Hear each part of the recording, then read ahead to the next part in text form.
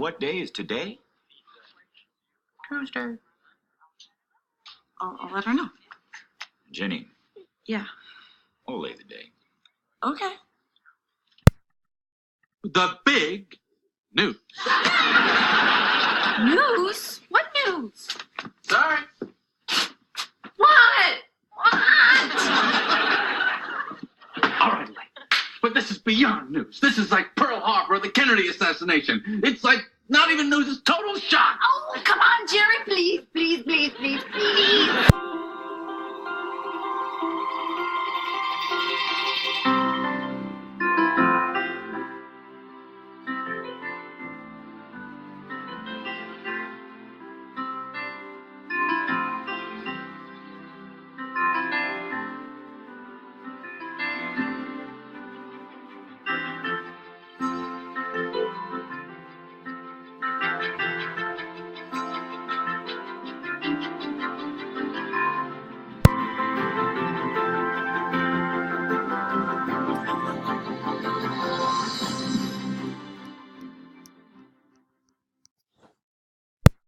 Hello and welcome to article number 2 on this 23rd of April 2019. Our learning goal should look familiar. It is to determine to immerse central ideas of a text and analyze their development over the course of that text, including how they interact and build on one another. The scale should look quite familiar at this point. A 4 meaning that you can identify the central idea or ideas, the evidence that the author uses to prove his or her point, and how the ideas build on one another. A 3 means that you're identifying the central ideas and the evidence that the author uses to prove his or her point. A 2 means that you're able to identify the central idea, but you can't really show me how the evidence builds to that central idea. A 1 means that you are unsure of how to find the central idea. And to receive 1.5 units for today's class, you must highlight or underline the main idea, circle the evidence that the author used to prove his or her point, and put a box around any other central ideas in the text. The 4 skills that we will continue to work on today are to identify the topic. Remember, the topic is not the main idea. The main idea is different. We want to be able to summarize the story in 10 to 12 words, and then be able to look at the first and last sentences of the article. Typically, the first is an introduction, and the last is a recap of the main idea. And if an author repeats something a few times, that repetition probably means that it's important for the main idea of the text. Our story today is titled Secret Weapon of Single Game Jeopardy Record Breaker, Children's Books, written for the Washington Post on the 22nd, so just yesterday. And it begins like this. The 34-year-old from Naperville, Illinois, says he hasn't studied anything extensively except for the lyrics to every Led Zeppelin song and an exhaustive list of all-time home run leaders in Major League Baseball. He plays a lot of bridge with competitors twice his age, and he gambles on sports in Las Vegas for a living. But when he's not doing that, you might catch him at the library.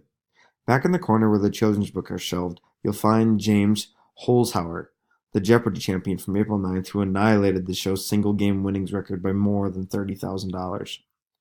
Holzhauer brought home $110,914 after reaching into his mathematics background to correctly answer, what is quantum leap in Final Jeopardy? Marking his 4th consecutive victory on the show, he shattered the previous single-game winnings record by $77,000, set by Roger Craig in 2010. And with a total of $244,365 in regular play winnings for the 4 episodes, his success has led Jeopardy diehards to wonder whether he's the show's next great champion. His secret? Those informational children's books. They are chock full of infographics, pictures, and all kinds of stuff to keep the reader engaged, he told the Washington Post via email. I couldn't make it through the chapter of an actual Dickens novel without falling asleep.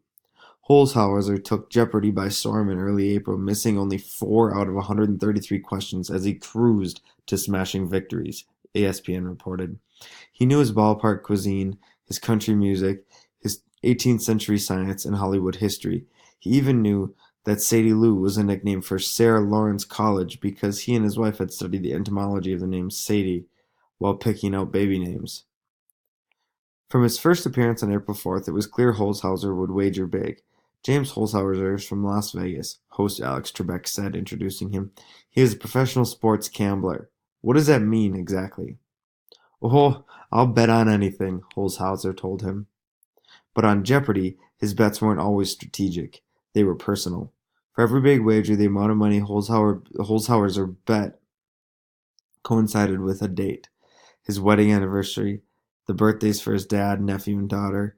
He won exactly $110,914 on purpose, planning it all along.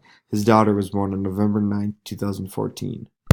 Family and friends will always mean more to me than any amount of money or Jeopardy wins, he told the Post. I wanted to show them my love in an unconventional way. He had been preparing for his run at Jeopardy for a long time, a really long time.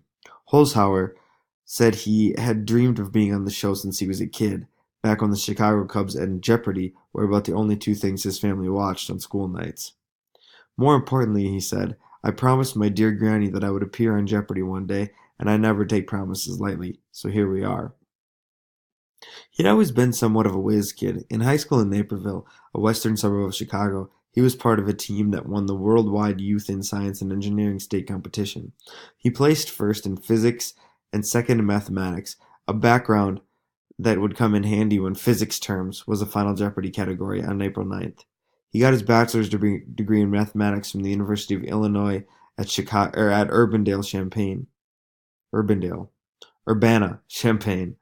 but he had his sights set on betting, melding his love of sports and his knack for stats.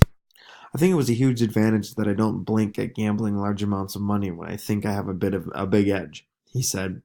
I approach both sports betting and Jeopardy with the same attitude. What can I do differently than the average person to give myself an edge? It could be that he reads children's books. It could also be that his rigorous training of watching back-to-back reruns of Jeopardy on DVR for hours at a time while standing in dress shoes just so it feels real. Dr. Scholl's insoles should offer me an endorsement deal, he said. He has been well prepared for his appearance on Jeopardy, in large part because it wasn't his first time on a televised game show before a national audience. In 2014, he first caught trivia lovers' attention on the game show network's The Chase, where he zipped through trivia questions about everything from impressionism to a sports film Field of Dreams to glaucoma, and helped his team win $175,000. U.S. Bets reported that one commentator had offered this glowing assessment of his performance. If in a hypothetical scenario aliens attacked the Earth and the future of Earth hinged on James' ability to win a quiz, we would all be partying. He also appeared on ABC's short-lived 500 Questions. Holzhauer was already bent on cracking Craig's single-game record the moment he got the call from producers asking him to apply on the show. The record-holding contestants are legends among Jeopardy, diehards, archived like the big swingers on Holzhauer's record-holding MLB list. Jeopardy fan websites track every single player, recording their names into eternal game show lore. As Holzhauer was fresh off 2 straight wins, fans began questioning whether he was headed to the all-time leaderboard. Who will be the next great champion? A Jeopardy teaser asked. Based on 2 games, it must be James Holzhauer, one fan wrote. He plays like the other greats. This guy is a beast, wrote another. Is it too soon to start thinking about Ken Jennings comparisons? Trebek asked after Holzhauer's big win April 9th, referring to the legendary contestant who won 74 straight games in 2004, the current record, and took home more than $2.5 million during that run. The makings of Holzhauer's record-breaking win on April 9th were a mishmash of subjects including Asian cities, architecture, music festivals, and American outlaws. In 1904, Oklahoma City policeman Joe Burnett killed Ed O'Kelly, who had killed Robert Ford, who had killed this outlaw. Went the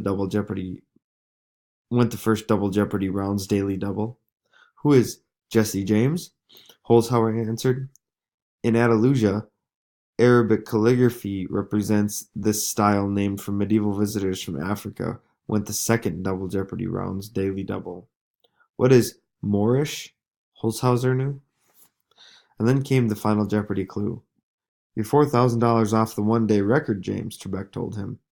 Okay, I'll try, Holzhauer said. The clue came. Ironically, a metaphor meaning a huge step forward, but this 2-word process only occurs in a subatomic scale. The bet, $38,314, with the correct answer of what is quantum leap. He brought his total to $110,914. Happy birthday, Booger, with a little greater than 3 sign. He wrote his he wrote his daughter alongside his final answer. Since I could have bet more on Final Jeopardy, he told the Post, it'll end up being the most expensive birthday gift I ever get my daughter. He said he celebrated the win the same way I do every day, by wiping my daughter's butt and reading her a bedtime story. The book, he hoped, might come in handy down the line.